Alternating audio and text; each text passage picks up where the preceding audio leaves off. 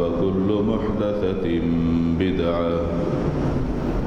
وكل بدعة ضلالة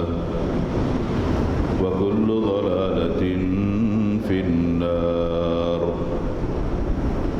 من يطع الله ورسوله فقد رشد واهتدى ومن يعص الله ورسوله فقد ضل وغوى. اللهم صل على محمد وعلى آل محمد كما صليت على إبراهيم وعلى آل إبراهيم إنك حميد مجيد. اللهم بارك على محمد وعلى آل محمد كما باركت على إبراهيم وعلى آل إبراهيم إنك حميد مجيد. رب اشرح لي صدري ويسر لي أمري واحلل عقدة من لساني يفقه قولي. رب زدني علما. سبحانك لا علم لنا إلا ما علمتنا إنك أنت العليم الحكيم. أعوذ بالله السميع العليم من الشيطان الرجيم من همزه ونفخه ونفثه. بسم الله الرحمن الرحيم. إن الذين آمنوا وعملوا الصالحات وأقاموا الصلاة وآتوا الزكاة لهم أجرهم عند ربهم ولا خوف عليهم ولا هم يحزنون.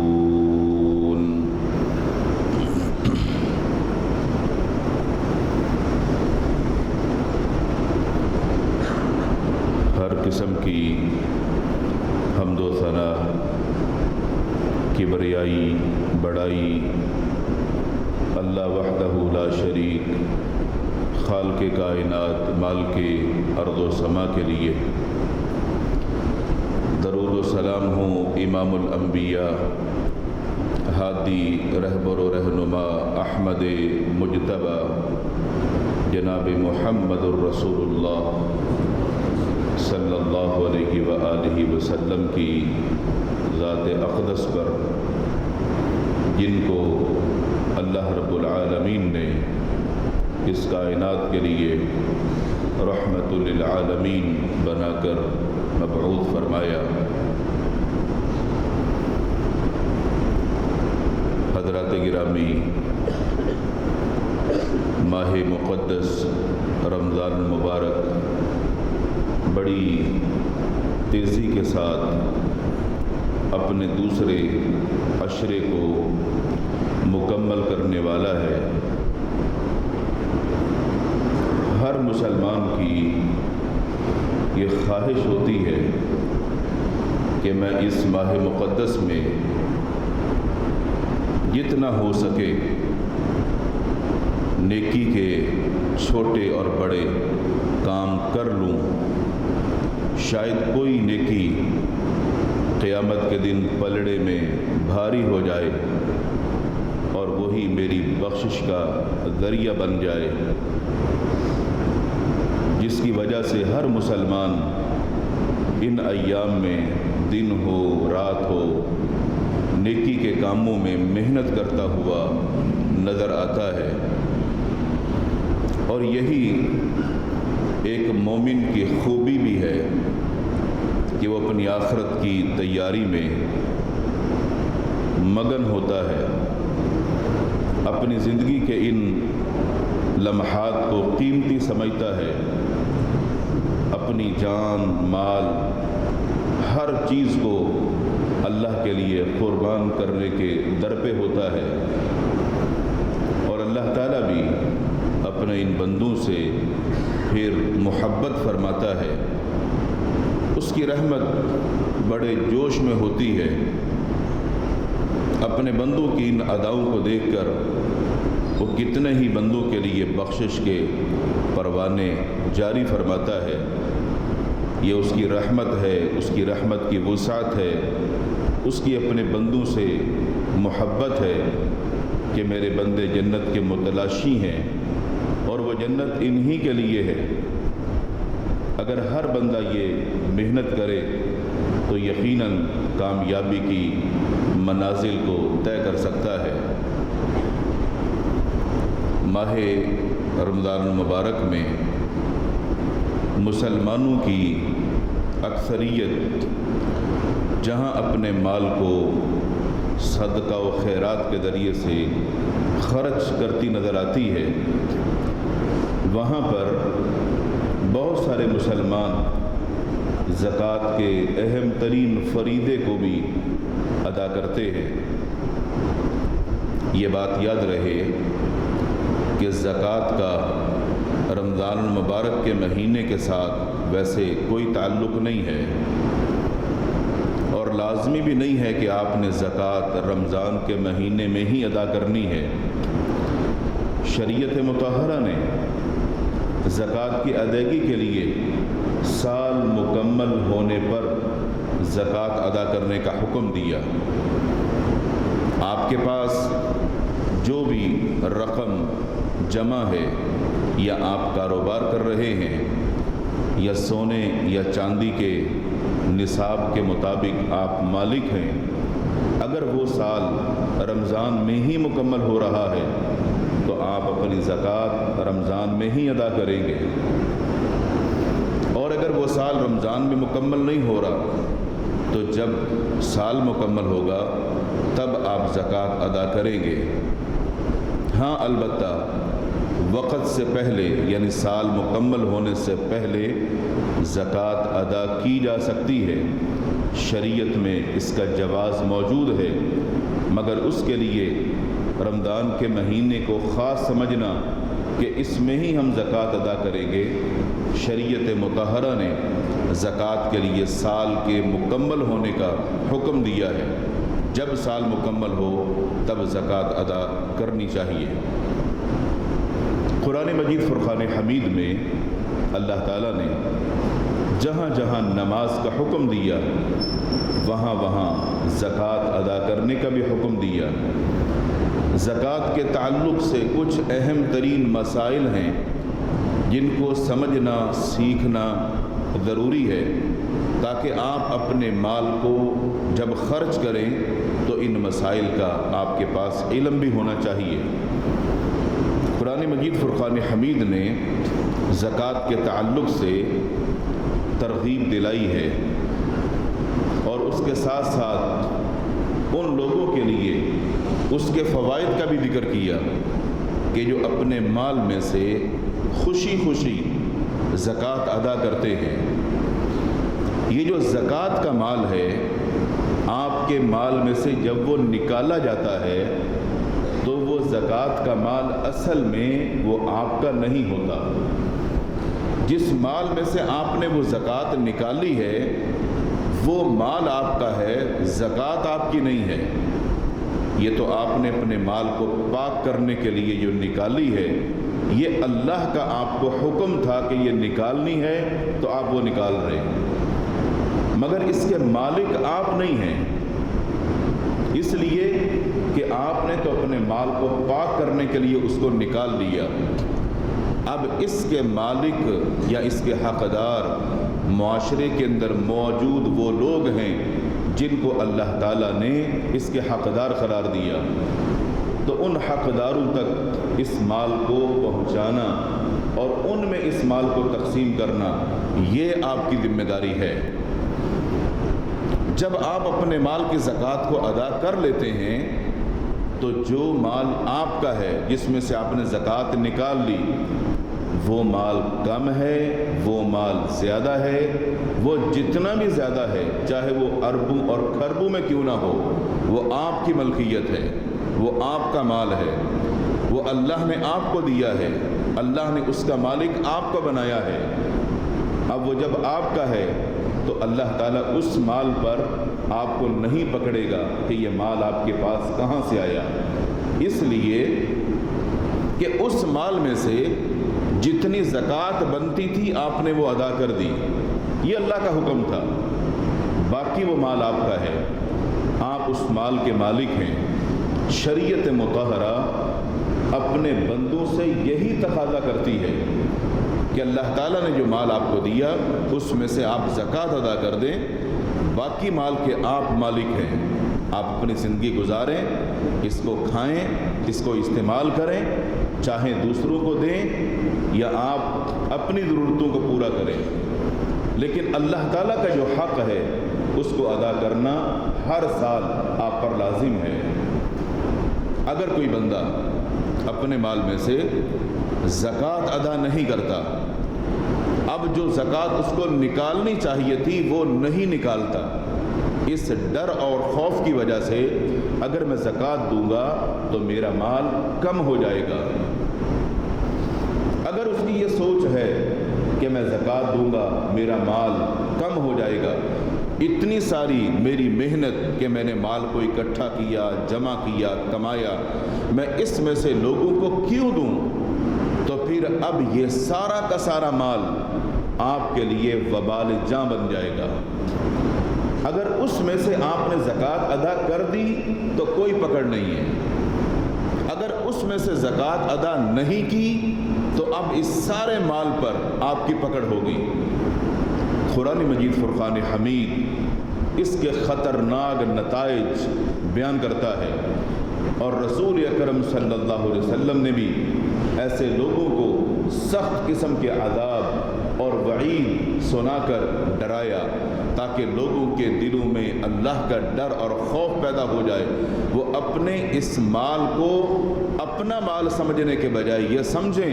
کہ یہ مجھے اللہ نے دیا ہے اور اللہ ہی دینے والا ہے، اگر میں اس کے نام پر اپنے مال میں سے زکوٰۃ ادا کروں گا تو مجھے وہ اس میں اور برکتیں عطا فرمائے گا۔ قرآن مجید فرقان حمید بیان کرتا ہے والذین یکنزون الذهب والفضة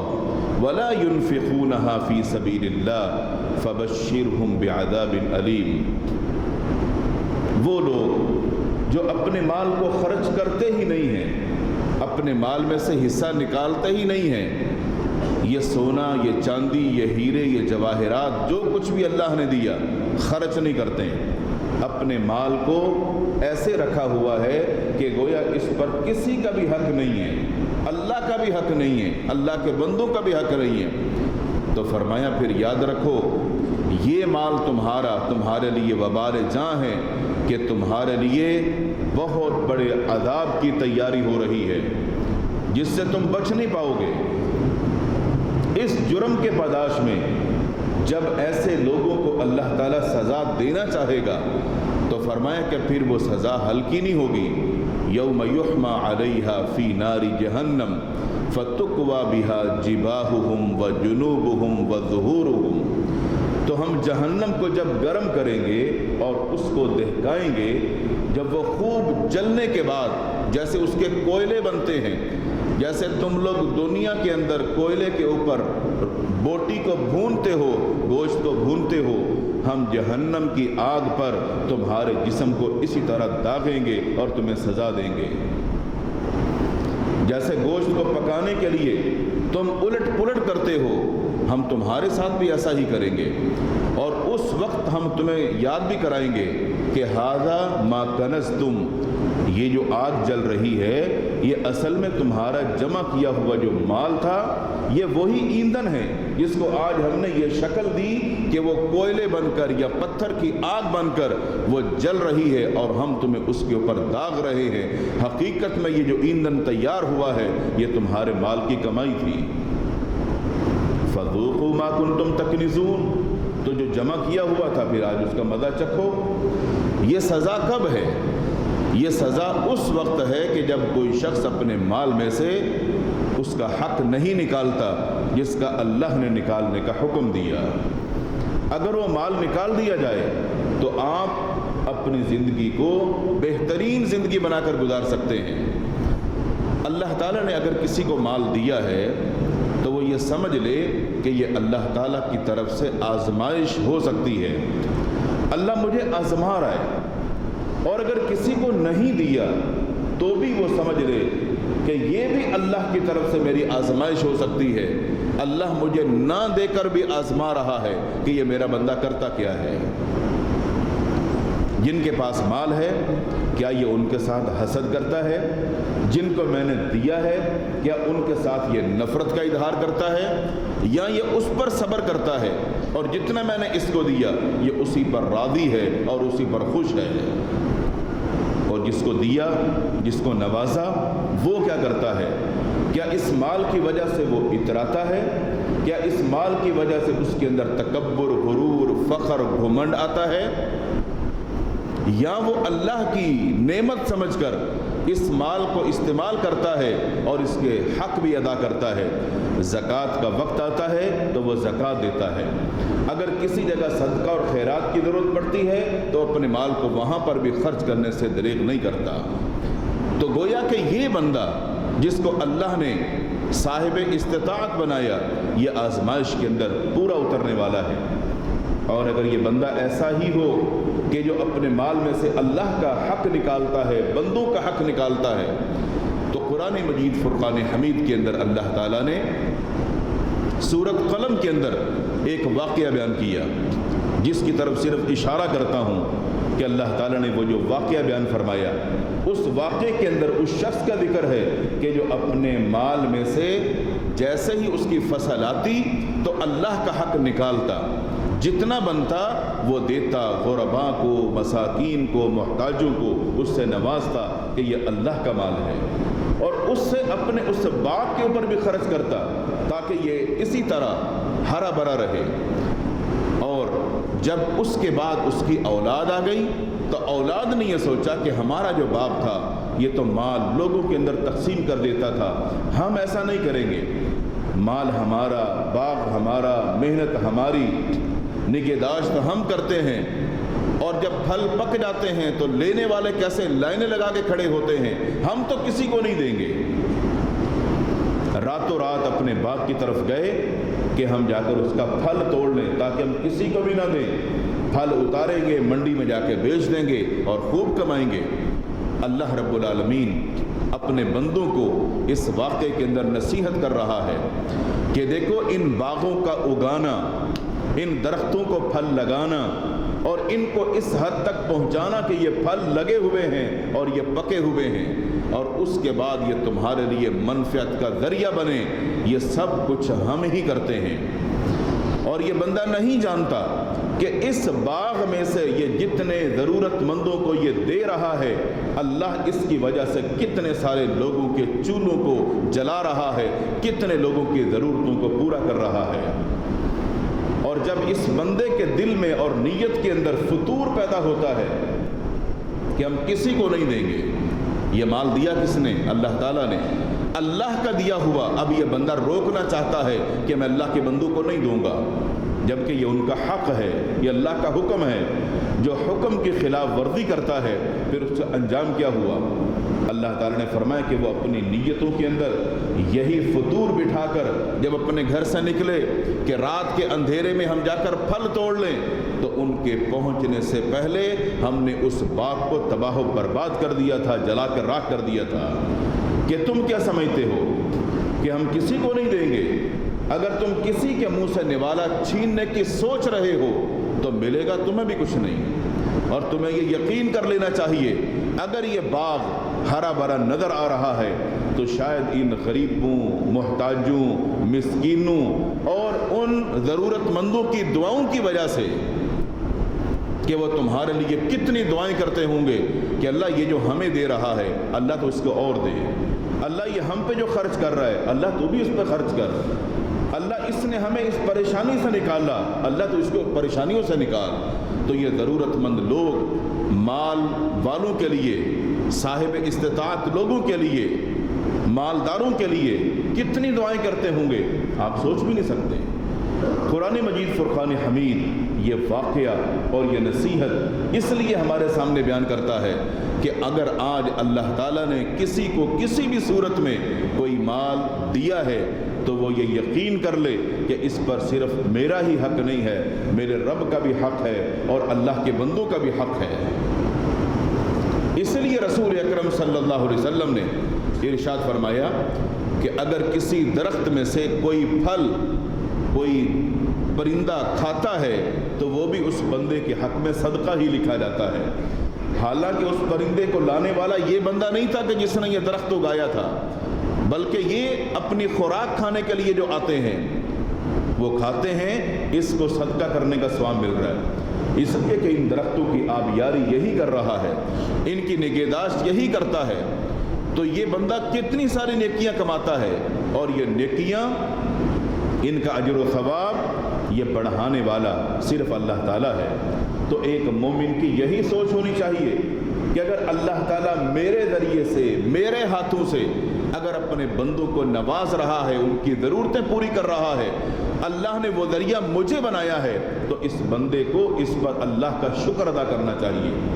کہ اللہ نے اگر مجھے اتنا دیا ہے کہ میرا ہاتھ اوپر ہے اور لینے والوں کا ہاتھ نیچے ہے، تو یہ اللہ کا مجھ پر احسان ہے کہ اس نے مجھے اپنے بندوں کی خدمت کے لیے چنا ہے اور وہ میرے ذریعے سے لوگوں پر خرچ کروا رہا ہے.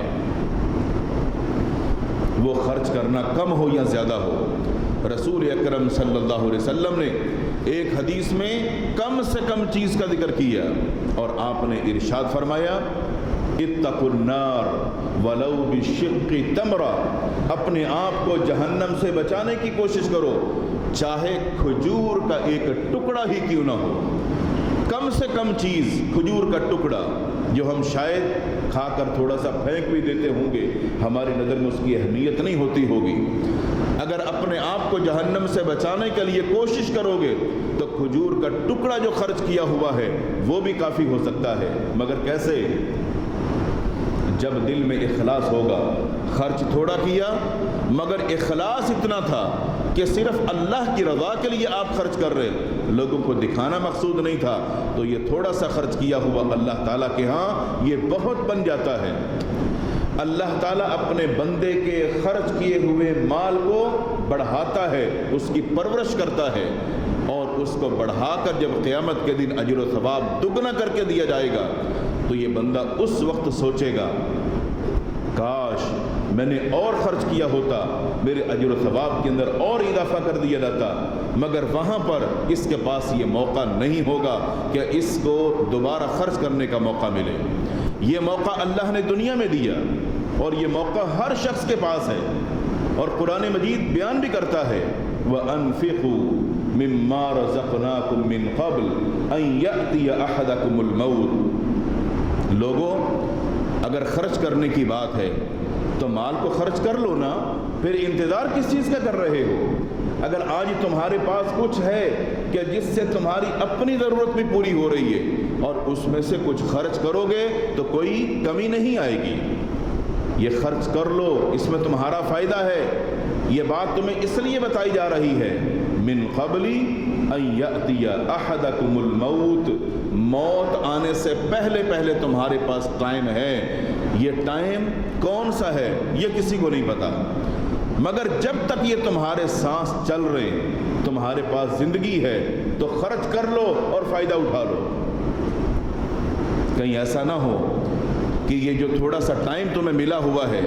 اس میں تم اب انتظار کرو کہ ہاں ابھی تو بڑا ٹائم پڑا ہے، خرچ کر لوں گا،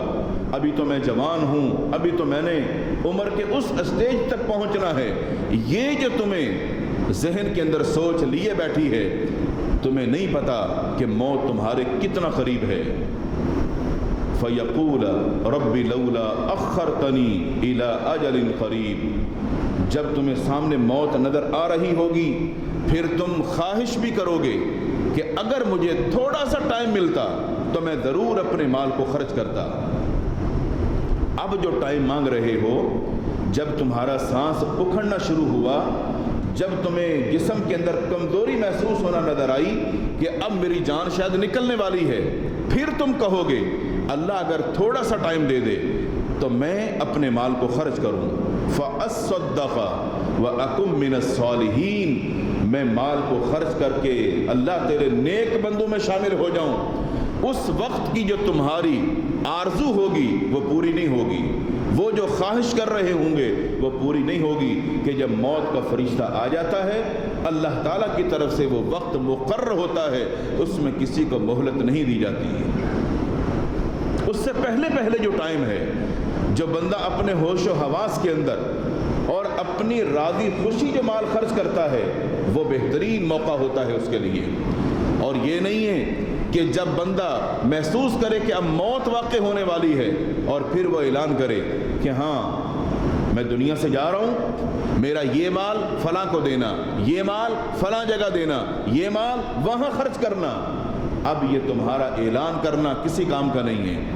اب تو تم جا رہے ہو، یہ جس کا ہے اس تک پہنچ جائے گا، جو اس کے حقدار ہیں وہ خود ہی لے لیں گے، تمہیں کہنے کی بھی ضرورت نہیں ہے۔ مگر جو اس سے پہلے کا ٹائم ہے یہ ٹائم بڑا غنیمت ہے اور یہ اللہ ہر کسی کو دیتا ہے۔ رسول اکرم صلی اللہ علیہ وسلم نے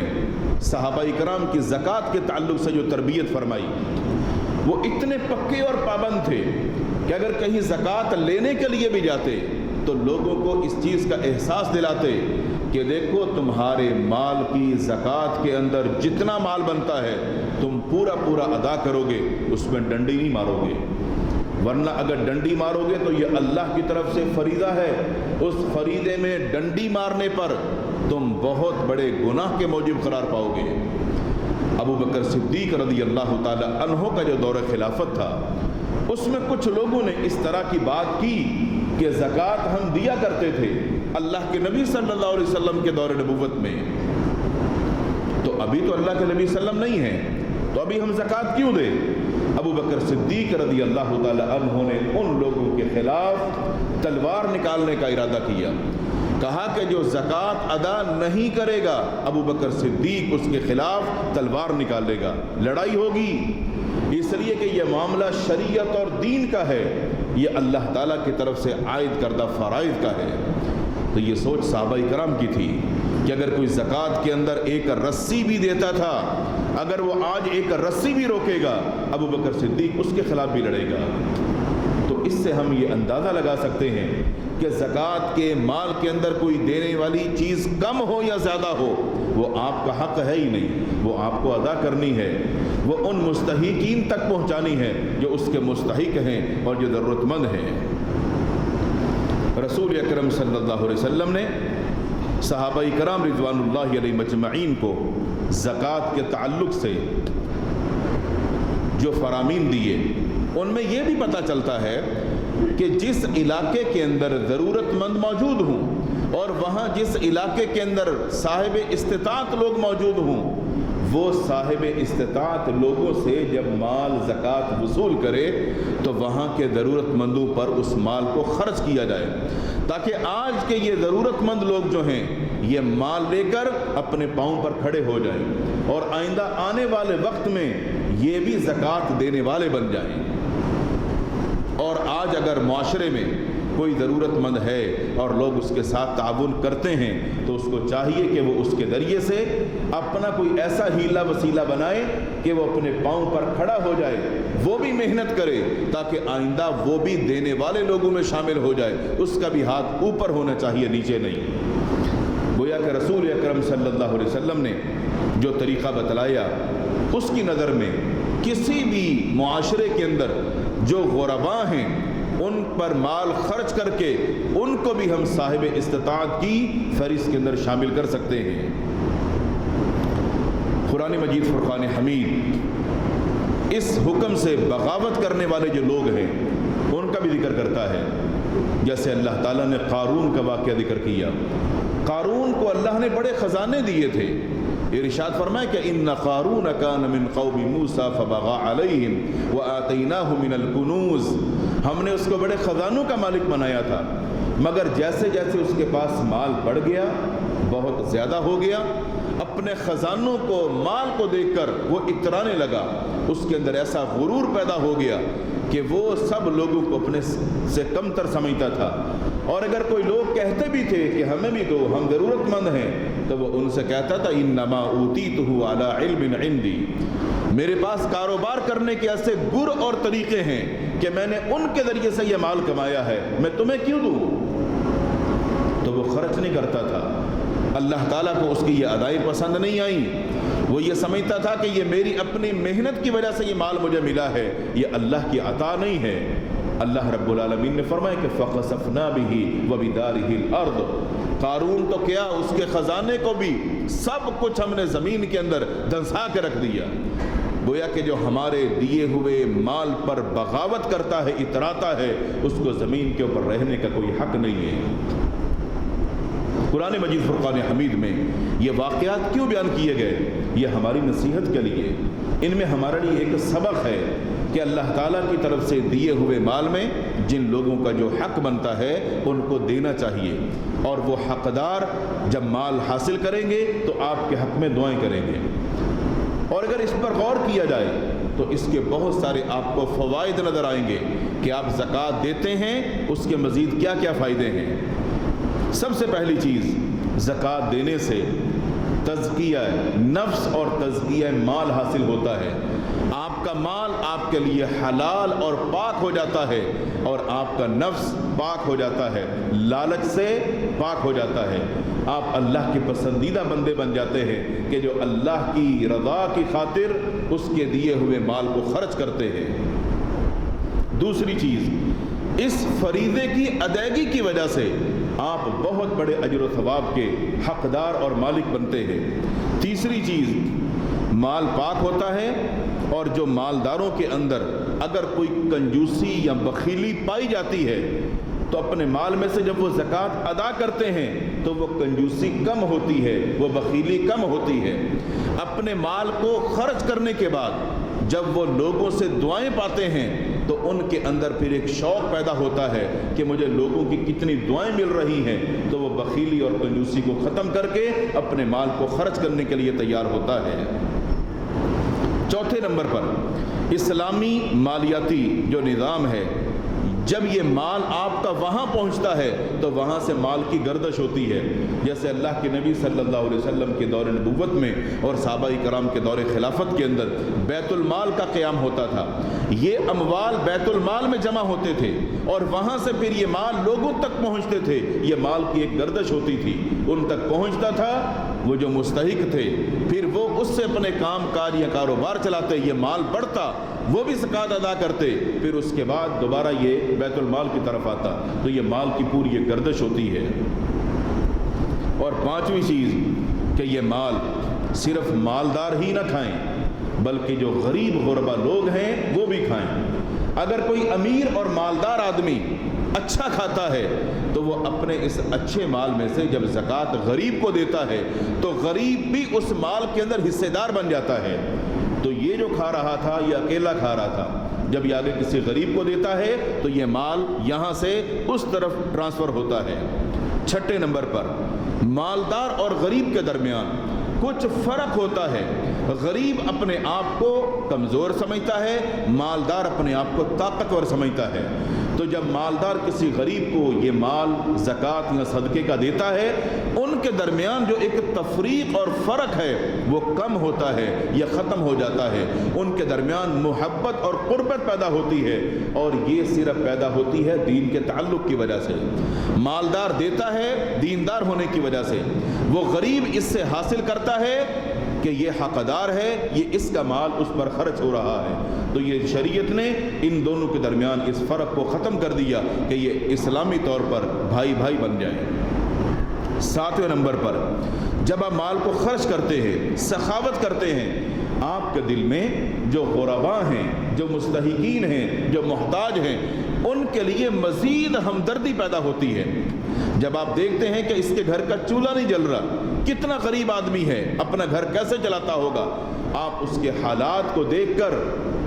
उस पर माल खर्च करते हैं तो ये हमदर्दी मज़ीद आपके दिल में बढ़ती है, और उनके लिए आपके दिल में जो जज्बा पैदा होता है ये रहम दिली का जज्बा होता है। और ये रहम दिली के जज्बे की बिना पर जो आप माल खर्च करते हैं उनका भी काम हो जाता है कि उनकी ज़रूरत पूरी हो गई, और आपको हमदर्दी और एथार की वजह से अजर व सवाब मिलता है। ज़कात देने से मालदार और जो गरीब तबका है उनके दरमियान एक नफ़रत का उनसर होता है, ज़कात देने से वो ख़त्म होता है। वरना एक गरीब आदमी ایک مالدار کی طرف نفرت کی نگاہ سے دیکھتا ہے۔ جب یہ مالدار مال خرچ کرتے ہیں تو غرباء کے اندر وہ نفرت ختم ہو کے ان کے اندر اس مالدار کی محبت پیدا ہوتی ہے، اور اس کے ساتھ ساتھ وہ لوگوں کی دعاؤں کا مستحق بنتا ہے۔ زکوٰۃ دینے سے معاشرے کے اندر جو جرائم ہیں وہ کم ہوتے ہیں۔ جس معاشرے کے اندر زکوٰۃ نہ دی جائے یا صدقہ اور خیرات نہ کیا جائے وہاں غربت بڑھتی ہے۔ اس غربت کے بڑھنے کی وجہ سے عورتیں اپنی عزت کو بیچنے لگتی ہیں، اور جرائم کرنے والے لوگ دن دہاڑے جرائم کرتے ہیں۔ یہ چوریاں، ڈکیتیاں، یہ جتنی وارداتیں ہوتی ہیں یہ مال کی ہوس کے اندر ہوتی ہیں۔ جب لوگ اپنی زکوٰۃ ادا کریں گے، صدقہ اور خیرات لوگوں کو دیں گے، تو لوگوں میں مال کی ہرس کم ہوگی، ان کی ضرورتیں پوری ہوں گی، معاشرے کے اندر جرائم کا خاتمہ ہوگا اور معاشرے کے اندر امن قائم ہوگا۔ شریعت مطہرہ نے مالدار لوگوں کی جو ذمہ داریاں لگائی ہیں، اگر وہ اپنی ذمہ داریوں کا احساس کرتے ہوئے جہاں زکوٰۃ دینی ہے وہاں وہ زکوٰۃ دیں، جہاں زکوٰۃ کے علاوہ اپنے مال میں سے کچھ خیرات کرنی ہے اگر وہ خرچ کریں، تو آپ یقین جانیں گے اللہ تعالیٰ جو مال آپ کو دے رہا ہے، اس مال میں سے جو آپ اپنے دائیں ہاتھ سے خرچ کر رہے ہیں، رسول اکرم صلی اللہ علیہ وسلم نے ارشاد فرمایا، اللہ تعالیٰ فرماتا ہے، حدیث قدسی ہے، اے آدم کے بیٹے تو خرچ کر تو میں بھی تجھ پر خرچ کروں گا۔ اس کے مصداق بننے کے لیے اگر آپ کے پاس ہے اللہ کے بندوں میں ان کی ضرورتوں کو پورا کرنے کے لیے آپ خرچ کریں گے تو اللہ بھی آپ پر خرچ کرے گا۔ اللہ تعالیٰ سے دعا ہے اللہ تعالیٰ ہم سب کو دین اسلام کے یہ تمام فرائض ہیں ان کو پورا کرنے کی، اور جو اللہ تعالیٰ نے مال ہمیں دیا ہے اس میں سے ضرورت مندوں کا جو حق ہے اس کو ادا کرنے کی توفیق عطا فرمائے۔ وآخر دعوانا الحمدللہ رب العالمین۔